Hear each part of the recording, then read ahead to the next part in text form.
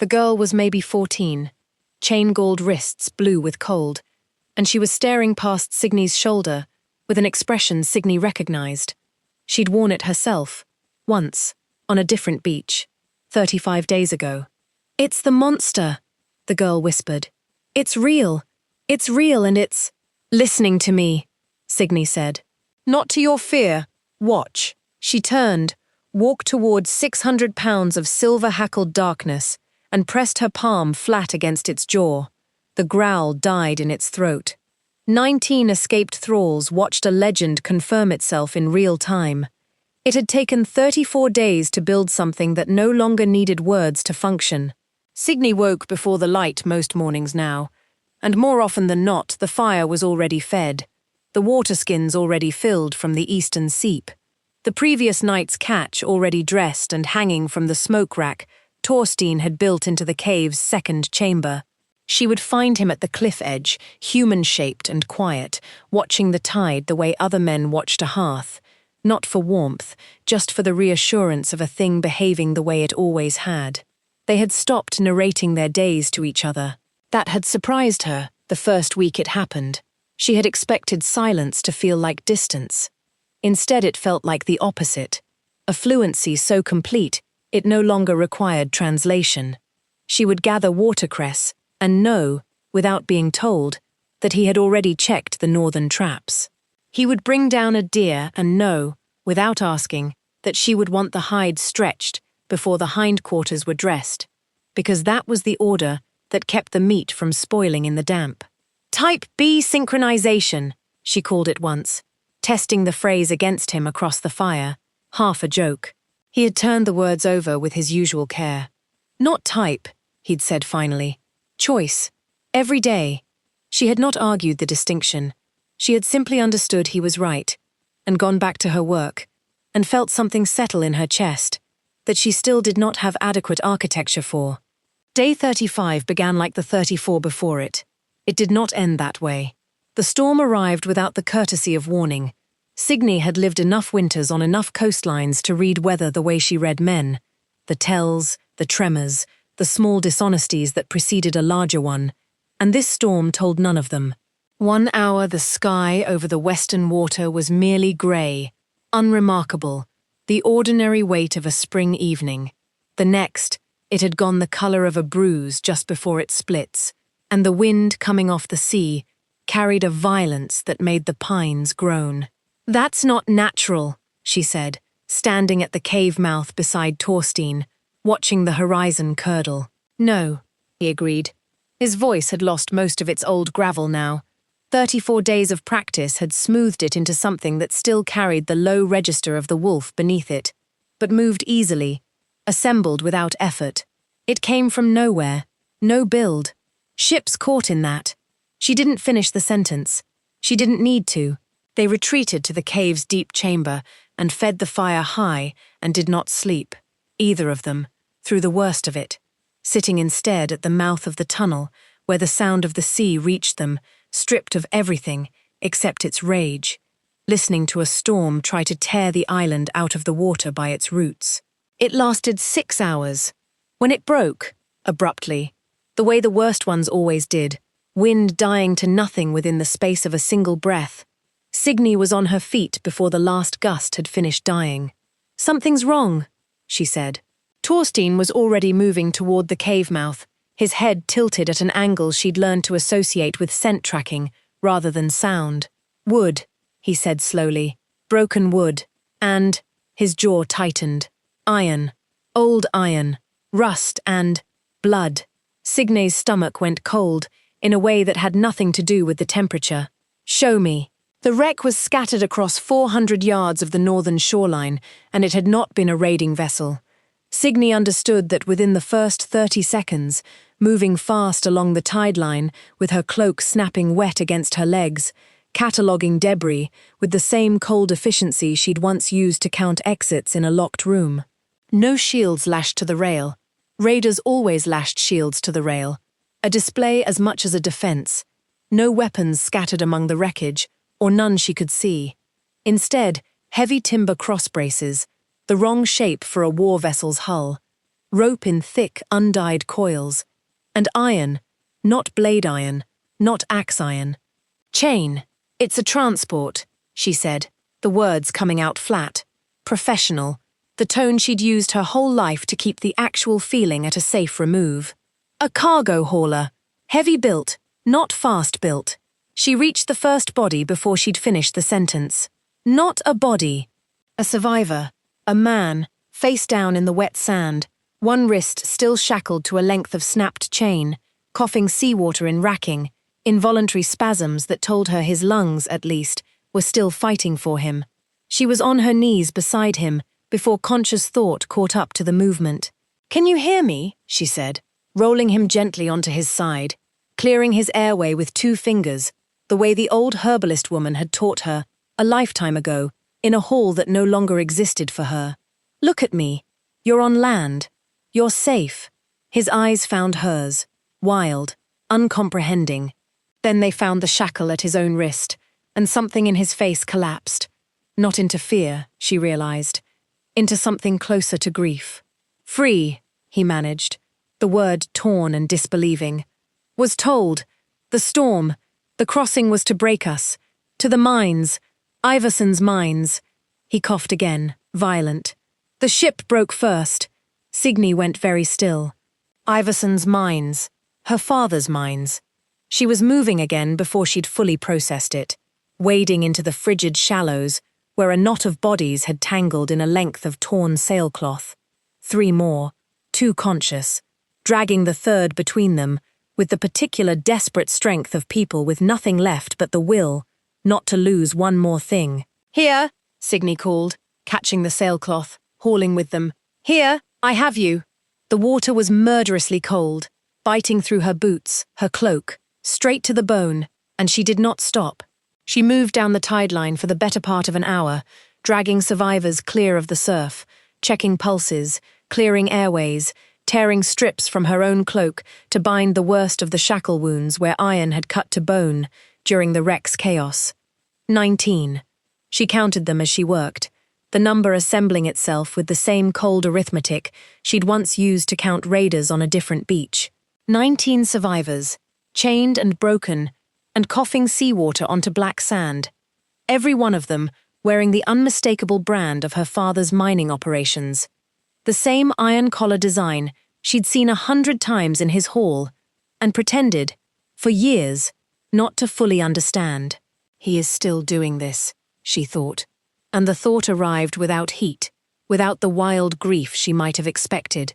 Just information, just the confirmed shape of a thing she had already known. He never stopped. I only stopped watching. She was crouched over the youngest of them, a girl, no more than 14, her wrists rubbed raw and blue beneath a shackle built for a grown man's frame, when the low, subsonic growl rolled up through the sand beneath her knees. Signe's head came up. Torstein stood at the tree line in full wolf form, and she had not seen him like this, not truly like this, since the beach, since the warlord's men, since the last time something had crossed onto his island uninvited. The silver-tipped hackles along his spine stood in full, terrible extension. The single blue eye had gone hard and bright and utterly without recognition, tracking the scattered bodies along the tide line, the way a sentinel tracked an incursion. Not people to him, in this moment. Intruders. Every instinct in that enormous frame had assembled around one conclusion.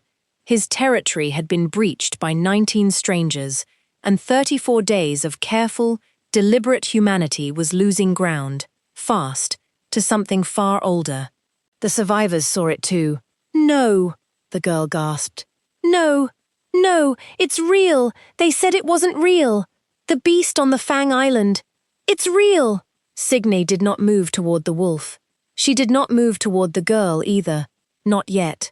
She had learned, in 34 days, the precise geometry of this creature's instincts, the difference between the wolf that needed correcting and the wolf that needed anchoring, and she recognized, with the cold clarity that had kept her alive through every crisis of her adult life, that what stood at that tree line was not a threat that required a knife. It required a sovereign, Torstein. Her voice did not rise. That was deliberate.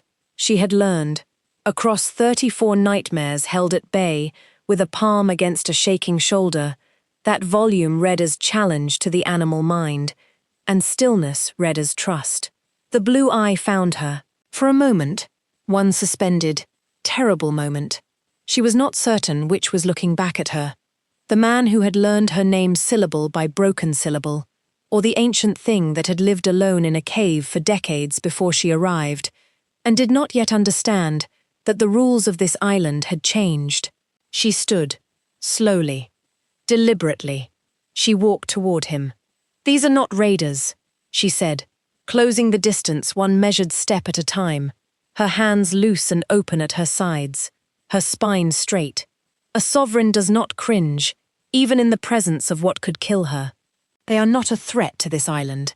They are refugees. Do you understand that word? The growl did not stop, but it dropped. Half a register, the barest concession. They were chained, she said, closer now, close enough to see the wild, ancient light still burning in that single eye. The same as the men who put you in the sea. The same as the men who put me on a longship and told the water to finish what their courage would not. Closer. They are not intruders, Torstein. They are mine. She reached him. She did not hesitate. She raised her hand and pressed her palm flat against the great scarred plane of his jaw. The same gesture, the same place, that had pulled him out of a nightmare 31 nights into their exile, and held it there, steady, warm, entirely unafraid. "Which means," she said, quiet now, "only for him. They are yours to protect, not to hunt." The blue eye held hers. One long moment. Two. Then, incrementally, the hackles along his spine began to lower. The terrible tension bled out of that colossal frame in slow degrees, the way tide retreated. Not gone, never entirely gone, but no longer cresting. He lowered his head, pressed it, briefly, into her open palm. Understood. She commands the monster. Signe heard it. She did not turn. She kept her hand against Torstein's jaw a moment longer, long enough to be certain, long enough that the message was unmistakable to everyone watching. And then she lowered it, and turned, and walked back toward the 19 strangers who were staring at her with an expression she recognized because she had once worn it herself, on a beach very much like this one, 35 days and a lifetime ago. The girl with the raw wrists had not run far. She stood at the tree line, chest heaving, staring past Signe's shoulder at the enormous silver-hackled shape now settling, slowly, into a watchful crouch at a respectful distance. "You're not afraid of it," the girl said. It wasn't quite a question.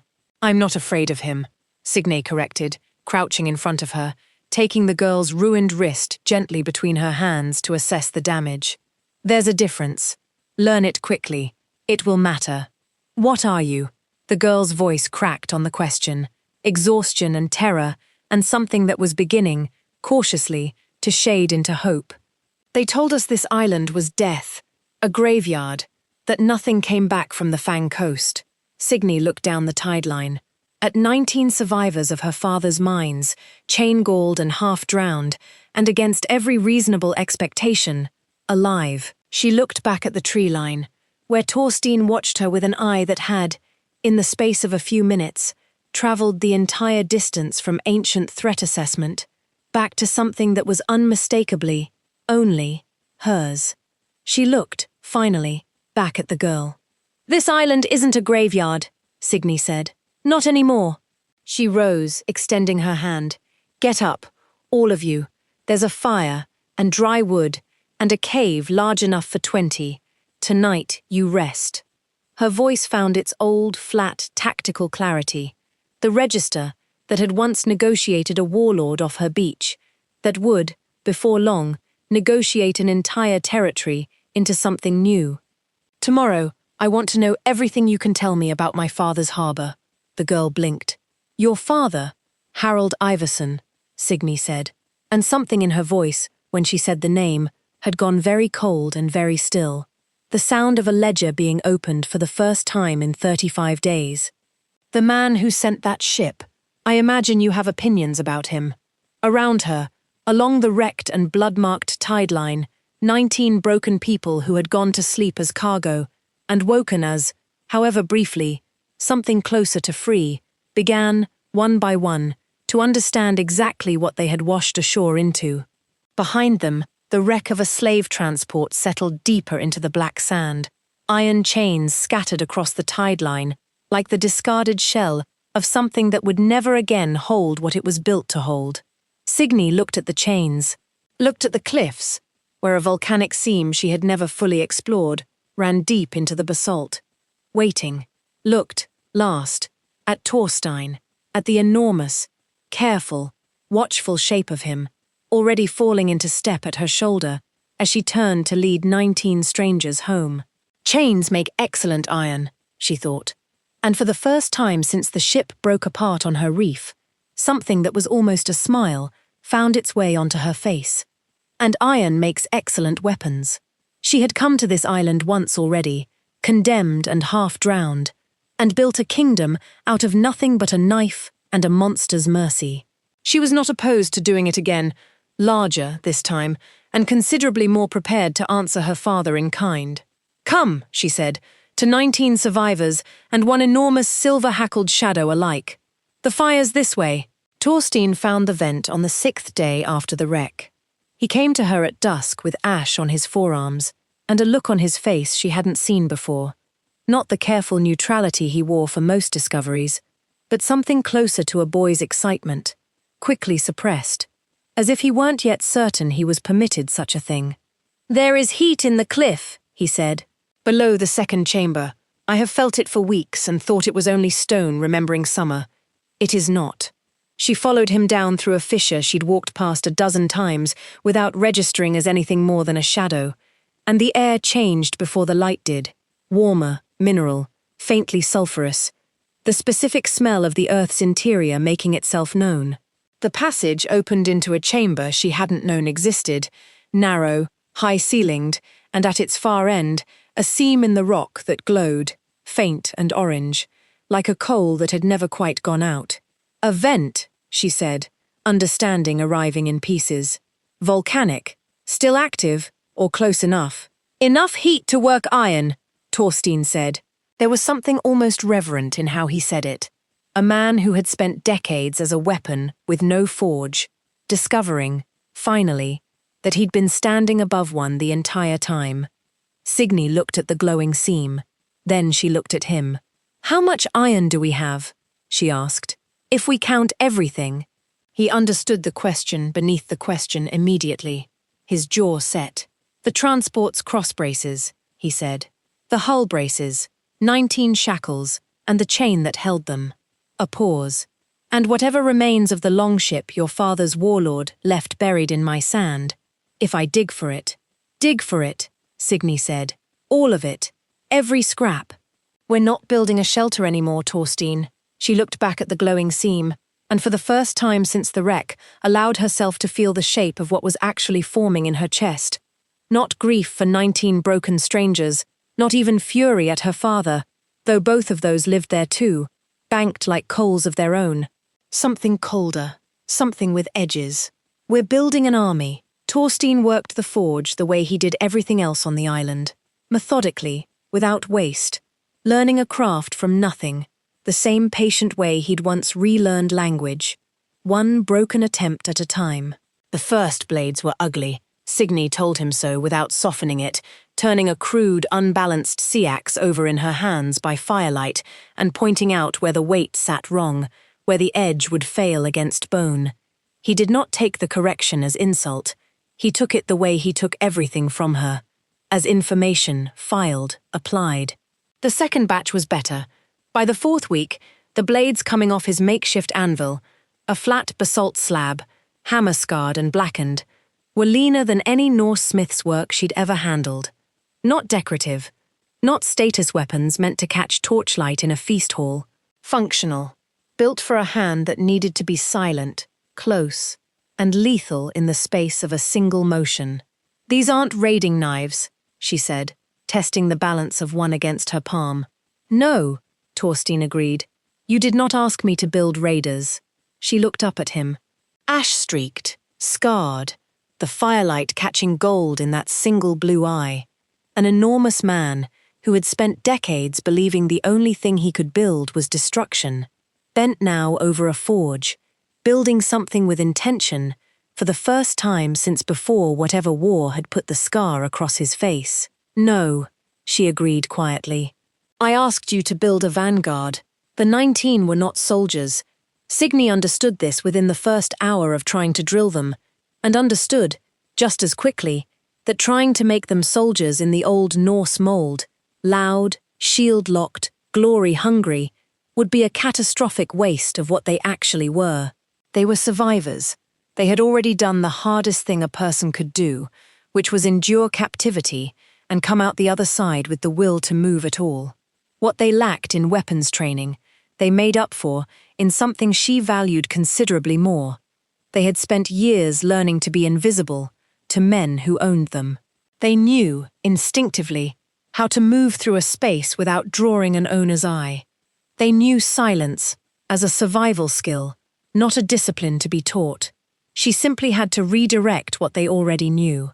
"Forget everything you've seen of raiders," she told them. On the black sand at dawn, 19 faces turned up toward her, with the particular attention of people who had learned that not listening carried consequences.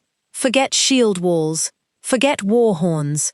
My father's men fight loud, because loud has always won for them, because nobody has ever fought them any other way." She crouched, drew a rough map of the harbor in the wet sand with the tip of her knife, the layout burned into her memory from a childhood spent watching it from the wrong side of a hall. "We are going to be the first thing that's ever beaten them without them hearing it coming." She taught them to read wind for scent cover, the way Torstein had once taught her, unknowingly, simply by existing beside her for 34 days. She taught them to move in staggered lines through undergrowth, each person tracking the one ahead by sound alone, never bunching, never breaking a silhouette against open sky. Torstein taught them something else. He moved among the drill lines some evenings, not often, not intrusively, but enough that the 19 stopped flinching at his presence by the second week, and started, instead, watching him the way apprentices watched a master they didn't yet have words to properly revere. He showed them where a body's weight fell heaviest, and how to place a foot to avoid a snapped twig. He showed the girl with the healing wrist scars, Freydis her name was, Signe had learned, quiet and quick, and possessed of an intelligence that reminded her, uncomfortably, of herself at 14, how to read the specific tension in another creature's shoulders that preceded violence, the tell that came a half-second before the strike. "You watch this in me," Freydis said to him once, curious rather than afraid, the fear having long since burned off into something closer to fascination. "How do you know?" Torstein considered the question with his usual care. "I have spent much of my life," he said slowly, "being the thing others were afraid would strike. You learn the shape of fear from the inside. It is not so different, learning to read it from the outside." Freydis absorbed this, nodded, went back to her drill. Signe, watching from the tree line, said nothing, but filed the exchange away with the same careful attention she gave everything that mattered, and felt, not for the first time, the specific ache of watching someone she loved discover that his old wounds had use beyond simply hurting him. By the 6th week, the pieces had assembled into something with its own weight and gravity. 19 survivors, armed with silent iron and trained in a discipline that owed nothing to the raiding traditions that had chained them in the first place. A forge that ran day and night, turning her father's own instruments of bondage into the tools of his undoing. An island that had, in the space of 2 months, transformed from a place of exile into something that functioned. Signe understood this clearly, turning it over by firelight. Very much like a sovereign territory. "They've started calling themselves something," Torstein said one night, banking the forge coals for sleep. "Freydis told me. They did not want to tell you directly. They were uncertain if it was permitted." Signe looked up from the map she'd been refining. Harbor approaches, tide charts, the position of every watchpost she remembered, from a childhood of counting exits. "Tell me, Fangborn," he said. They say the island remade them, that they were thralls when the sea took them, and something else when it did not let them drown. Something moved through her chest at that. Not quite pride, not quite grief. Some third thing, unnamed, that she suspected she would spend a long time learning the proper word for. Fangborn Vanguard, she said, testing the full shape of it aloud, feeling the weight settle into something correct. Good. Names matter. A name is armor before the first blow ever lands. Torstein watched her across the low fire, the particular attention he still gave her after 2 months. The attention of a man who had decided, long ago, that she was worth tracking more carefully than anything else on his island. You are building a kingdom, he said. Not quite a question. I'm building a correction, Signe said. She rolled the map closed, careful, deliberate, and looked at him with the flat, level clarity that had once stripped a warlord of his composure on a black sand beach. My father built an empire on chains. I intend to show him exactly what happens when the chains learn to swing back. Torstein was quiet for a long moment. The forge coals ticked and settled behind him. And when it's finished, he said. The correction. What then? Signe looked at him.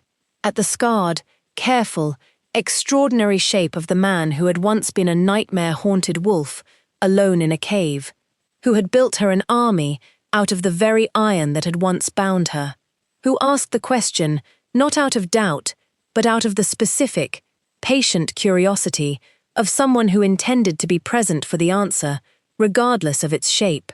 Then, she said, we come home. To this. To the fire, and the notches on the wall, and 32 becoming however many it takes.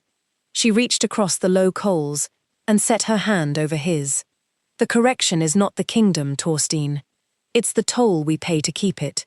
By the time the pack ice began its first hairline fractures at the edges of the northern bay, the Isle of Fangs held nothing that resembled a graveyard. It held a forge that never fully cooled. It held 19 silent blades and the woman who had taught them how to be used. It held a monster who had built the weapons himself, one patient hammer strike at a time, converting the instruments of his mate's captivity into the exact shape of her freedom. And it held, waiting beneath all of it, like the vent's slow orange heat beneath cold stone, a ledger 35 days overdue for balancing. Spring was coming. The thaw would bring open water, and Harold Everson, drinking in his feast hall, with no knowledge of the fire building on the coast he'd once called worthless, had no notion at all of what his own chains had spent the winter becoming. The thaw came on the 9th week, and Signe was standing at the cliff edge to watch it happen. The pack ice broke in a single night, the northern bay's frozen skin splitting along fault lines that had been building pressure since midwinter. And by dawn, the water beyond the reef ran open and dark, and navigable for the first time since before the wreck. She watched it from the cliff with her arms crossed against the cold and felt something in her own chest break loose at the same moment. Some restraint she'd been holding since the first day of drilling, some deliberate patience she had rationed out across 9 weeks of forging and training and waiting. Enough waiting. She turned from the cliff and went to find Torstein. He was in the second chamber, running a whetstone along the edge of a blade with the same unhurried precision he brought to everything, and he looked up before she'd finished crossing the threshold. He always did, some old instinct that had never fully faded, tracking her the moment she entered any space they shared. The ice is broken, she said. He set the whetstone down. I felt it. The water changed sound an hour before dawn. I'm not going to wait to be hunted again, Signe said. Last autumn my father sent a warlord to retrieve me because he assumed I was still prey. I let that assumption stand for 9 weeks while we built what we needed. She held his gaze. I don't intend to let it stand any longer. Something settled in Torstein's expression. Not surprise. Recognition. As if he'd been waiting for this exact sentence since the day the forge first caught fire. You want to sail to him, he said, before he comes for you again. I want to arrive, Signe corrected, while he still believes himself the one doing the hunting. The repaired transport ship sat low and solid in the shallows by midweek, her hull braces replaced with iron Torstein had forged and tempered himself her old raiding lines stripped away and reworked for a purpose her original builders had never intended. Beside her floated the two skiffs, Torstein's design, built across 6 patient weeks from driftwood, and the transport's salvaged planking, narrow-beamed and shallow-drafted, made to slip through harbour shallows without so much as a ripple announcing them. Freydis stood at the skiff's prow the morning of departure, testing the balance of a blade Torstein had forged specifically for her small hands, and looked up at Signe with an expression that had travelled a long distance from the terrified girl on the tide line 9 weeks earlier. "You're certain," Freydis said, "not doubt. Confirmation-seeking, the specific habit of someone who had learned that certainty, once earned, was worth protecting." "I'm certain," Signe said.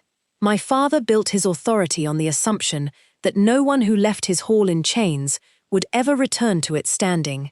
I intend to correct that assumption personally." Freydis's mouth curved. Not quite a smile. Something leaner and more purposeful. "Good," she said. "I've been dreaming about his harbour for 9 weeks. I'd like to see it with different eyes." They launched under cover of a midday sea mist, thick enough to swallow the coastline within 100 yards, the kind of dense, low-lying fog that gathered along this stretch of coast in the early spring thaw, when cold land air met warming water. Signe had watched for it across 3 separate scouting mornings before choosing the day, and when it finally rolled in, gauze thick and perfectly timed, she took it as confirmation of something she'd stopped questioning weeks ago. The island had chosen her as thoroughly as she had chosen it. Torstein rode in the lead skiff beside her, human-shaped for now. He would not shift until the moment called for it, and they both understood, without discussion, exactly which moment that would be. "You've gone quiet," he said, low, as the mist closed around them, and the black shape of the transport ship dissolved into grey behind. "I'm listening," Signe said. "To the water, to the wind, to whether the harbour watch has changed their rotation since I last counted it. 6 years ago." She glanced at him. "You taught me that. Listening instead of assuming." "I taught you nothing," Torstein said. "You already knew how to survive a room full of people deciding your worth. I only taught you to apply it to water." She almost smiled.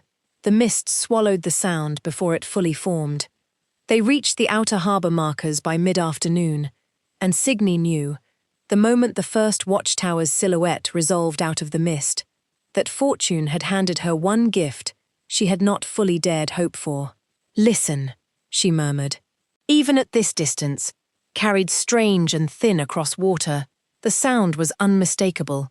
Drums, voices raised in the specific cadence of men, well into their cups. The roar of a hall given over to celebration rather than vigilance. "A feast," Torstein said. "My father's name day," Signe said, and something bitter moved beneath the words. "I'd forgotten. 9 weeks in a cave with a forge, and I lost track of the calendar that used to govern my entire life." She looked at the tower, at the single bored watchman visible at its rail, his attention clearly fixed on the noise and light spilling from the hall below, rather than the mist-shrouded water beyond the harbour mouth. "His men will be drunk. His watch will be thin. He built this celebration to remind his hall of his strength, and instead he's handed me the softest night of the year to walk through his door." She raised one hand, the signal she'd drilled into the Vanguard across 6 weeks of silent practice, and felt, rather than saw, 18 bodies shift into position behind her. Freydis, the northern tower. Understood. 2 by 2 through the fish market approach. No blades unless a blade is drawn against you first. We are not here to slaughter a harbour full of frightened conscripts who never chose to serve my father. We are here for the hall. They moved like ghosts. Signe watched it happen with a fierce, unfamiliar pride settling behind her ribs as the Vanguard dispersed along the harbour's edge in pairs, exactly as drilled, each pair finding a watchman and neutralising him with the same silent efficiency she'd once used to strip a warlord of his composure with nothing but words. No alarm bells, no shouted warnings. One by one, the harbour's outer defences simply stopped, quietly, the way a held breath stops, without ever announcing that it had been holding anything at all. She counted the silences as they accumulated. 6, 11, 14. By the time they reached the harbour's inner quay, 17 watchmen lay bound and gagged in the fish market's shadowed stalls, and not a single voice in Harold Everson's roaring, torchlit feast hall had any notion that his harbour had already, quietly, changed hands. Torstein fell into step at her shoulder as they approached the hall's heavy doors, the noise from within rattling the timber, drums and voices, and the specific, careless volume of men who had never once had to imagine their own hall as vulnerable. "Last chance," he said quietly, to turn back to the boats. Signe looked at the doors, at the firelight bleeding gold beneath them, at the banner she could just make out through a gap in the timber. Black field, red axe. The same one that had watched her exile from a distance of 30 feet on a black sand beach. "I told a warlord once," she said, "that this island has a sovereign who no longer has patience for alliances." She drew her sea axe, checked its weight, found it perfect. Torstein's work, tempered from her father's own chains. "It's time my father heard that in person." She looked at him. "Give them silence a moment longer," she said. "Then give them exactly what they've always feared was waiting on the Fang coast." The doors did not creak open. They came apart. Torstein entered first. He came through the fog in full wolf form, frost rimed along his silver-tipped hackles, breath steaming in great white plumes, from jaws large enough to have closed around a grown man's skull. And for one full second, the entire hall simply stopped. 300 years of saga-told nightmares made suddenly, catastrophically real in the middle of Harold Everson's name-day feast. Then the screaming started. The Vanguard fell like judgment.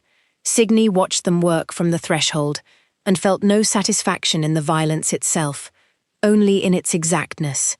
Freydis took the eastern Huskarl line with 2 others, moving low and fast beneath the reach of raised axes, disarming rather than killing, wherever a blade could be turned aside instead of driven home. A pair near the hearth neutralized Harold's captain of the guard with the same silent, mechanical economy they'd practiced 100 times on the black sand training ground. The big man face down and bound before he'd finished drawing breath to shout a warning. It was not a slaughter, it was a correction, delivered with the precision of a ledger finally being balanced by someone who had done the arithmetic very, very carefully. Within 90 seconds, Harold Iverson's elite Huskarls, the men who had once dragged her from her chambers in chains, who had stood witness while her father called her disobedience a debt to be paid in flesh, lay disarmed and bound across the wreckage of his own feast hall, and the only sound remaining was Torstein's low, steady breathing and the crackle of torches struggling to hold their flame against the cold he'd carried through the door. Signe walked down the center aisle alone. She had planned this moment across 9 weeks of forging and drilling, had turned it over in her mind on countless nights beside the fire, and none of the planning had prepared her for how simple it actually felt. How little effort it took to walk toward the man who had once decided her worth with the same casual calculation he might apply to a trade agreement. Harold Everson stood at the foot of his own high seat, one hand braced against its carved arm, staring at her with an expression she had never once, in 23 years, seen on his face. Fear. Not for himself, not yet. She watched that arrive in stages, the way it always did on proud men.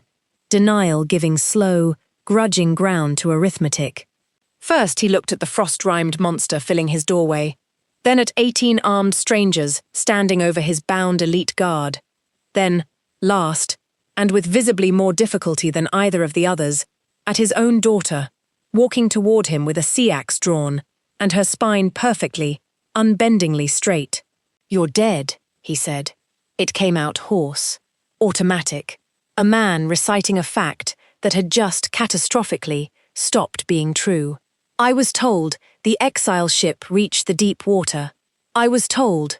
You were told what your warlord needed to say to collect his payment without admitting he'd been sent home empty-handed," Signe said. She stopped 10 feet from the high seat, well within blade range, close enough that he could see exactly how steady her hand was. You should have asked him more carefully what he actually witnessed on that beach. Harold's eyes moved, once, to Torstein, still and enormous in the doorway, breath steaming, the single blue eye fixed unblinking on the man who had signed his daughter's death warrant. "That's not possible," he said. "The old stories, the Fang Coast beast. It's a fisherman's tale, told to frighten." "It's not a tale," Signe said. "It's the reason I'm alive, and the reason you're currently deciding whether tonight is the night you die in your own hall." She let that sit a moment. "I'd think carefully before you finish that sentence about what's possible, Father. You've already been catastrophically wrong once tonight." Harold straightened. Some of the old, practiced authority tried to reassert itself in his posture, the same cold calculation she'd watched him deploy across a lifetime of feast hall negotiations, the same instrument he'd used to auction her marriage like a trade good. "You come into my hall," he said, "with borrowed thralls and a tamed animal, and you think this earns you what? An apology? Do you understand what you're threatening, girl? I have alliances, kinship debts owed across 3 territories. Kill me here, and you'll have every one of them at your throat within a season." "I know exactly what you have," Signe said. "I spent 23 years learning the shape of it. Alliances built on fear rather than loyalty. Kinship debts you've never once honored without first calculating what you'd extract in return." She took one step closer. "You taught me that logic yourself, Father. Every negotiation is an exchange of leverage. So let's negotiate." Something flickered behind Harold's eyes, the old reflexive hunger of a man who heard the word negotiate and instinctively reached for advantage, even now, even here, even with a monster breathing frost 20 feet from his throne. "I'm listening," he said. "You built an empire on chains," Signe said. "Mining thralls worked past the point of survival, a 19-body transport that broke apart on my reef, because you valued the cargo's silence more than its survival. I have 19 witnesses in my Vanguard tonight who will tell any hall in the north exactly what that transport was carrying and why it sank." She let the sea axe turn once, slow, catching torchlight. "That's the leverage I hold. Here's the leverage you don't have anymore. Your Huskarls are bound. Your Harbour Watch is bound. Your celebrated name day guests are currently deciding, in real time, whether the stories about the Fang Coast beast were considerably more accurate than you led them to believe." Harold's jaw worked. The cold calculation in his eyes was faltering now, the arithmetic no longer landing in his favor, no matter which direction he ran it. "What do you want?" he said, quieter. The question of a man who had finally, fully, arrived at the correct assessment of his position. Signe looked at him for a long moment, at the man who had raised her in a hall built on the currency of fear and debt, who had watched her freed thralls hang from gallows posts and called it justice, who had put his own daughter on an exile ship and never once, in 35 days, sent word to confirm whether she had lived or drowned. "I want," she said, "exactly what your logic has always understood. A transfer of assets, cleanly executed, with no further debt owed on either side." She raised her voice, letting it carry through the silent hall. To the bound Huskarls, to the frightened feast guests pressed against the walls, to the 18 members of her Vanguard standing watch over a court that no longer had the strength to resist whatever came next. "Your title, your rings, your keys to every hold in this territory." Her voice did not rise further. It did not need to. "And your understanding, complete and total, that the woman standing in front of you did not survive the Fang Coast to come home and beg." "I came to balance a ledger, Father," Signe said, "not to negotiate one." Harold Everson removed his own rings. Signe had not expected that small mercy, had planned, in the quiet calculations of the past 9 weeks, for the possibility that she would have to take them from him by force, finger by finger, in front of a hall full of witnesses who would carry the image home to every territory in the north. Instead, he worked them free himself, one by one, his hands shaking in a way she recognized from a lifetime of watching him negotiate from weakness and call it strength. He set them on the floor between them, rather than hand them to her directly. She understood the gesture. Even now, even broken, he could not quite bring himself to place something in his daughter's palm as an equal. She crouched and gathered the rings herself, and did not grant him the satisfaction of seeming to mind. "The keys," she said. A steward, pale, silent, clearly uncertain whether obeying the old order or the new one carried less risk of dying tonight, produced the iron ring from beneath the high seat and set it, with visible relief, into Signe's outstretched hand. "The title," she said, last, "is not a ring or a key. It's spoken, and it's witnessed." She turned, addressing the hall rather than her father, the frightened guests along the walls, the bound huskarls on the floor, the 18 members of her Vanguard standing steady watch over all of it. Harold Iverson no longer holds authority over this territory, its harbour, or any soul bound to its service. That authority is forfeit, effective tonight, witnessed by this hall. She looked back at her father. "You are exiled," she said. "Not to a longship, pointed at open water with no destination. I understand now, that particular cruelty, better than you ever intended me to. You may take a skiff, provisions for a fortnight, and whatever direction the wind favours. What you may not take is this territory, its people, or its name." Harold stared at her. Something in his face was trying, with visibly failing effort, to reassemble itself into the authority he'd worn his entire life. "You think this ends here," he said. "You think the North simply accepts a woman ruling a territory she took by ambush and animal. I think," Signe said, "that the North accepts whoever holds the harbour, the hall, and the loyalty of the people living under both. You taught me that as a child, watching you do exactly the same thing to 3 smaller holdings before I was old enough to understand what I was watching." She held his gaze, flat and unyielding. "The only difference between us, father, is that I intend to hold mine with considerably less blood on the ledger than you spent holding yours." Harold said nothing further. He turned and walked the length of his own hall toward the broken doors, past bound guards who would not meet his eyes, past a monster who tracked his every step with an unblinking, unforgiving gaze, and out into a night that had, in the space of an hour, entirely rewritten the shape of his world. He did not look back. Signe did not watch him go long enough to see whether he would have. The collars came off before the sun had fully cleared the water. Signe walked the mining holds herself that first grey morning, Torstein at her shoulder in human form, and watched iron shackles fall from wrists that had worn them for years, in some cases decades, the specific, disbelieving silence of people encountering freedom so suddenly they did not yet trust it to be permanent. "Take them to the forge," she told the overseers who remained. Men who had served because refusing had once meant death, and now, visibly, understood the calculation had changed. Every collar, every length of chain still in this territory, melt it down. "Into weapons," one of them said. "Half question, half assumption. Into ploughs," Signe said. "Into scythe blades and hoe heads, and whatever else this land needs to grow something other than fear." She looked at the man. Let the correction land fully. "I have enough weapons. What this territory has never had enough of is food that wasn't extracted from someone suffering to produce it." Torstein, beside her, said nothing, but she felt the small, approving shift in him, the particular quality of his silence that had come, across 10 weeks and a lifetime of small gestures, to mean something closer to this, is exactly who I always suspected you were.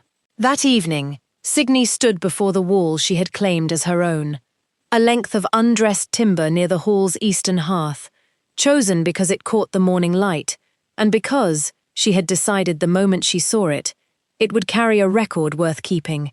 She had brought the sea axe from the island, the same blade, tempered from her father's own chains, that had opened a locked door on a black sand beach 10 weeks ago and closed one, decisively, in this hall tonight. She pressed the edge to the timber. She carved a single line, deep, deliberate, horizontal, cutting clean through the invisible ledger she had been keeping since the day her father put her on an exile ship and called it justice. Debt paid. Ledger closed. She stepped back. Torstein came to stand beside her, looking at the mark with the same careful attention he gave everything that mattered to her. 32 days, he said quietly, became this. 32 days, Signe agreed, became exactly what it needed to become. Nothing more than that, and nothing less. She looked at him, at the man who had once been a nightmare-haunted wolf, alone in a cave, who had forged an army out of the instruments of her captivity, who had walked through his own ancient, apex-deep fear of intruders because she asked him to, and trusted her enough to lower his hackles at a single touch. "I told a warlord once that this island had a sovereign," she said. "I think it's time the mainland understood the sovereign has a territory now, considerably larger than one cave and a stretch of black sand." Torstein's mouth curved, the old, rare, almost smile, still unpracticed after all this time, still entirely hers. "And the cave," he said. "What becomes of that?" Signe considered the question with real care, the way she considered everything he asked her, because she had learned, across the better part of a year, that his questions were rarely as simple as they sounded. "The cave," she said, "is where we return, always, whatever else this becomes. A hall, a harbour, a territory with borders to defend, and a vanguard to command. The fire in that cave is the fixed point." She reached for his hand, the way she had reached for it once before, at a different hearth, in a different season, when the word we had first settled comfortably between them. "Everything else can rotate around it. That part doesn't change." He said nothing further. He didn't need to. Outside the reorganized hall, the harbour settled into its first true night under new authority. Quiet, watchful, no longer governed by fear but by something considerably harder to overturn. A sovereign who had survived exile, built an army out of chains, and returned not for vengeance alone, but to close a ledger that had been open far too long. Far to the south, on open water with no destination but the wind's indifferent favour, a man who had once called himself Iverson sailed toward whatever remained of his name, carrying nothing of his former authority except the specific, permanent knowledge that the daughter he had thrown to the sea had not simply survived it. She had claimed it, and the Isle of Fangs, cave, harbour, hall, and every soul now sheltered beneath its name, held its silence the way it always had, ancient, uncompromising, entirely, unmistakably, hers. If Signe had you gripping your sea axe right alongside her, drop a comment and tell me the moment you knew she wasn't going back to that beach as a victim. And if you haven't walked the black sand of part 1 yet, where a broken exile met a nightmare-haunted monster and built a kingdom out of nothing but a knife and his mercy, go watch Isle of Fangs, part 1 right now. Links on screen. Subscribe and turn on notifications, because the ledger isn't fully closed yet. Torstein's old pack knows what he did tonight, and somewhere south of this harbour, a man with no title and no name left is about to discover exactly how far a wolf's territory really extends. Comment below, should Torstein's old pack come looking for him? I'm reading every answer before I write the next act.